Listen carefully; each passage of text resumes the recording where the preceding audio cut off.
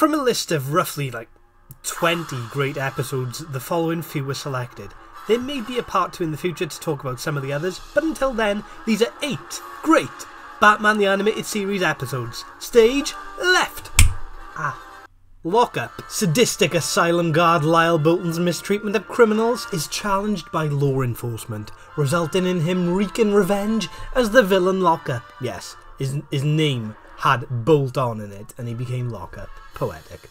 A gripping episode, with a thoughtfully crafted villain, meaningful appearances from other Batman rogues, complicated ethical commentary, and the dramatic addressing of several issues in the Batman universe. Trial. A new anti-Batman attorney is forced by Gotham's villains to defend Batman in an asylum-held kangaroo court. Brilliantly observed, subtle characterization, with brief but ample displays of the show's most important relationships, a politically flavoured plot, and ambitiously scaled conflict are some of the strengths in this episode that explores the compelling notion that Batman encourages supervillainy. Well, maybe he just thinks that without supervillains, people wouldn't watch his animated series. No one ever stops to think of that. Harley's Holiday. Following reformation, Harley faces trouble readjusting to society.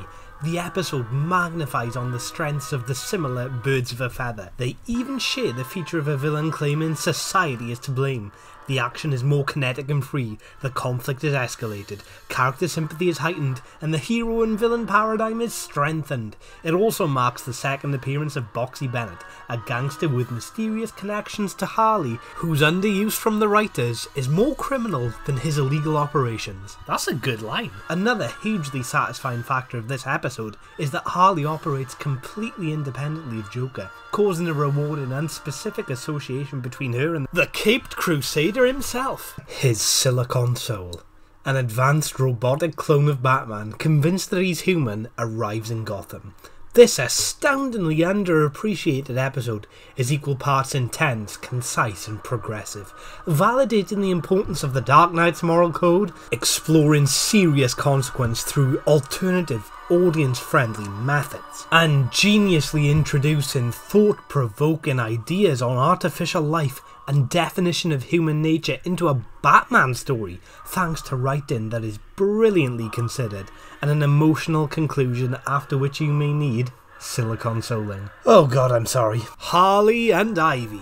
A major strength of this show is the ease at which the writers were able to introduce atypical genre elements while maintaining the general spirit of the show. Harley and Ivy perfectly exemplifies this exact strength. The subgenre being explored is the buddy comedy. The story showing a team-up from the titular characters after the former is fired by Mr. J. I tried, okay?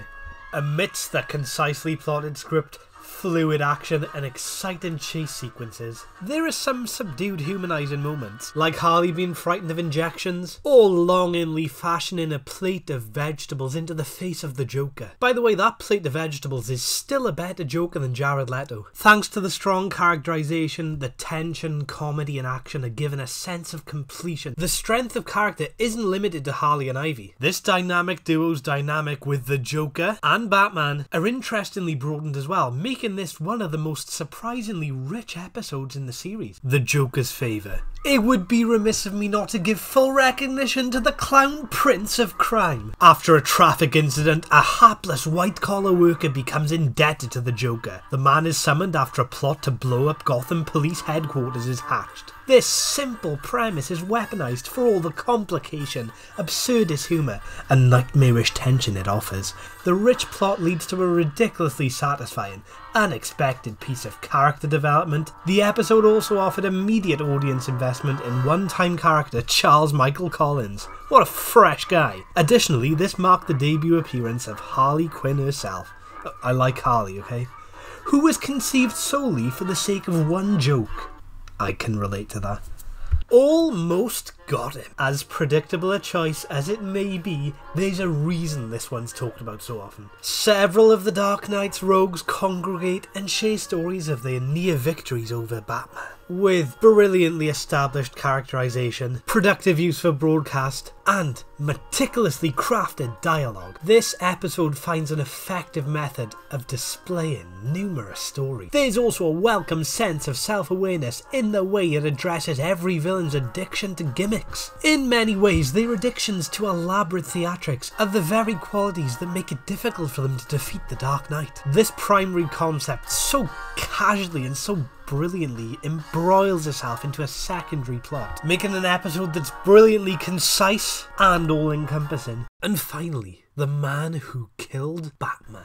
So this may not be my definite favourite episode, but it gains this place on the list because a lot of the details that made the series loved overall can be found in this very episode. Almost got it may be more effective at balancing a broadcast of characters. Robin's Reckoning may better embody the film noir style, House and Garden may be more suspenseful, and Harlequinade may feature more humour. Well, it just does, there's no may about it. But The Man Who Killed Batman exhibits all these traits to a noticeable degree, even if it doesn't necessarily focus on one. The Dark Knight has apparently been murdered, and his death is accredited to a mild-mannered, insecure, bumbling, aspiring gangster named Sid. I would have put money on it being Polka Dot Man, or that Condiment King fella. Through circumstantial victory, Sid gains the respect of numerous criminals, resulting in an eventual encounter with Harley Quinn and the Clown Prince of Crime. The episode is funny, eventful, and like many of the great Batman stories, character-driven. Like the Joker's favour, it satisfyingly displays a totally immersive story of an everyman, and the minimal use of Batman makes the appearances he does make seem even more striking. Hello, my name's Batman. Ha! It's me. Got you there, didn't I? Don't worry, I even fooled myself. So, that is the end of the 8 great Batman episodes video. If you liked it, feel free to subscribe to the channel for similar content and turn the notification bell on. So there's no real fixed schedule on what videos come in next, but I do know that at some point a Batman Beyond video is coming. Well, Batman of the Future we call it in the UK.